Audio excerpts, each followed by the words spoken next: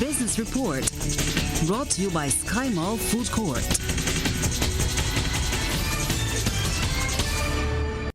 Minister of International Business and Industry Ronald Toppin has told local chartered accountants that they will have a pivotal role to play with the establishment of new economic substance legislation.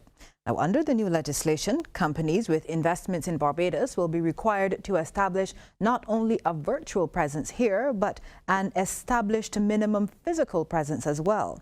Mr. Toppin made the comment as he addressed the Institute of Chartered Accountants of Barbados, or ICAB's annual International Business Update Workshop at the Hilton, Barbados.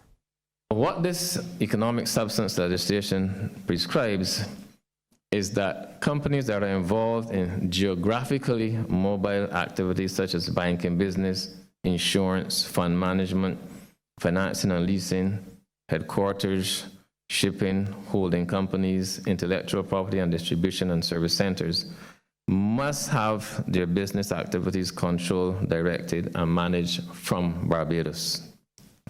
They must also have an adequate amount of employees, expenditure, and physical assets relating to that activity, and its core income generating activities have to be conducted in Barbados. The importance of this new piece of legislation cannot be overstated. Minister Toppin adds that he's confident the new legislation will be a catalyst for an injection of investment into the continued development of the island's infrastructure and the people of Barbados. The obligation to implement substance in this jurisdiction represents opportunities for all of us, whether in relation to joint ventures or startups, the placement of technical and vocational students, or even in relation to university students.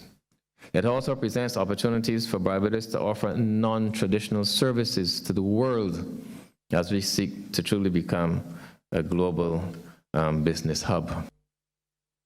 Head of the Barbados Private Sector Agency, Edward Clark, says they are satisfied with the way how the new shutdown and all clear procedures were handled by government and the emergency management officials. He made the comment during an interview with the Business Report following the recent passage of Tropical Storm Dorian. The Barbados private sector is very pleased with how the overall process worked. We believe the Prime Minister led the team well in the planning stages, early planning stages, once we knew the system was approaching. And it showed in all the work that was done prior to last night. We are very fortunate to have been spared once again by the storm. And many of us that were following it are surprised of the outcome, but these things happen and we don't have control over them. Well, let's take a look now at how stocks traded on selected exchanges across the region. First up, Jamaica, where Sagicor Select Funds Limited Financial was the volume leader, with 13,442,708 units at $1.26 each. They were followed by Wigton Wind Farm Limited Ordinary Shares and Radio Jamaica Limited. In Trinidad and Tobago, National Enterprises Limited was the volume leader, with 113,294 shares changing hands for a value of $679,764, and they were followed by NCB Financial Group Limited and Ansa Macau Limited. And right here in Barbados, Epley Caribbean Property Fund SCC Development Fund was the volume leader, trading 13,000 shares at 21 cents each, and they were followed by Epley Caribbean Property Fund SCC Value Fund. On the international business scene, South Korea is set to be removed from Japan's list of preferred trading partners. The dispute is stirring up decades-old animosities and destabilizing security in the region.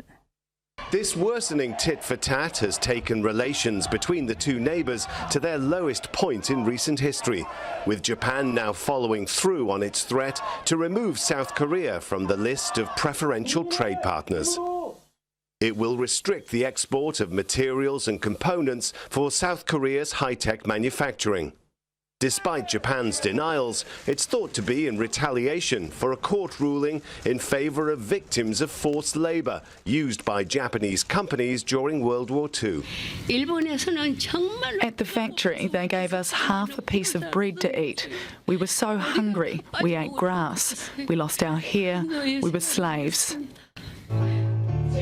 South Korea has just commemorated the end of the Second World War, unveiling a new statue to the so-called comfort women, young Koreans who were forced to work in brothels for the Japanese army.